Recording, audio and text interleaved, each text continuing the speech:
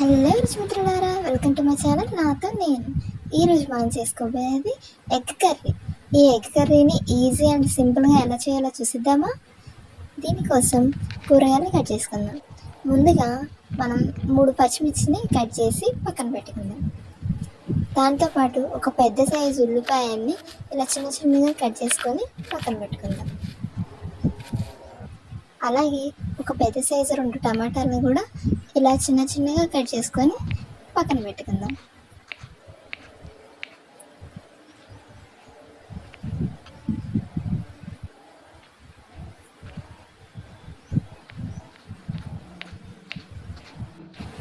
అలాగే గుడ్లని ఒక 10 నిమిషాలు ఉడకబెట్టుకొని ఇలా తీసి ఒక ప్లేట్లో పెట్టుకుందాం.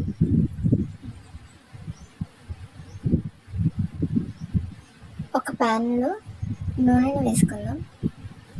నూనెలో కొంచెం పసుపు, కొంచెం ఉప్పు వేసుకొని ఉడకబెట్టుకున్న గుడ్లను వేసుకొని వేయించుకుందాం.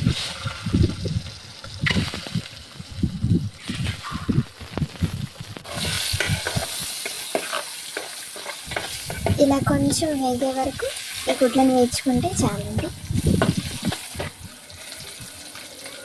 ఇలా వేయించిన గుడ్లను తీసుకొని మళ్ళీ అదే ప్లేట్లో పెట్టుకుందాం.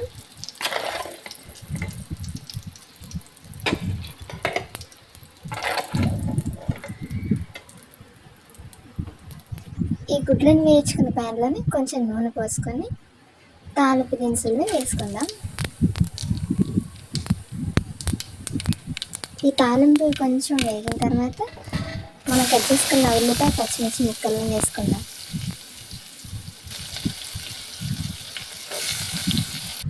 ఇవి బాగా వేగే వరకు ఇలా వేయించుకుందాం. ఇలా కొంచెం ఉల్లిపాయ మగ్గే వరకు వేయించండి. దాని తర్వాత టమాటా ముక్కల్ని వేసుకుందాం. వీటిని కూడా వేసుకొని కలుపుకుందాం. ఇప్పుడు మూత పెట్టుకొని కాసేపు ఈ టమాటాలు మగ్గనిద్దాం. చూసారా, ఇలా మగ్గిన టమాటాలోకి కొంచెం పసుపు, అలాగే తగినంత ఉప్పు,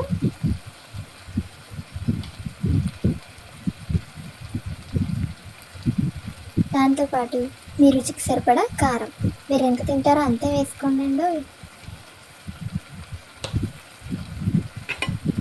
ఈ 3 వేసుకొని ఇప్పుడు కలుపుకుందాం.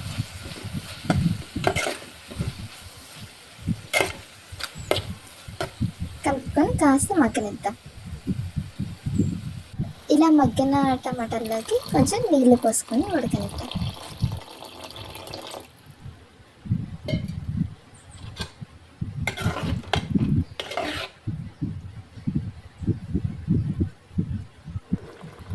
ఇలా మగ్గిన టమాటాల్లోకి గుడ్లను వేసుకుందాం. వేసుకున్న తర్వాత ఒక 2 నిమిషాలు ఉడకనిద్దాం. అంతేనండి, ఇంకా స్టవ్ ఆఫ్ చేసుకొని సర్వ్ చేసుకోవడమే. ఎంతో ఈజీ అండ్ సింపుల్గా టేస్టీ ఎగ్ కర్రీ రెడీ అండి.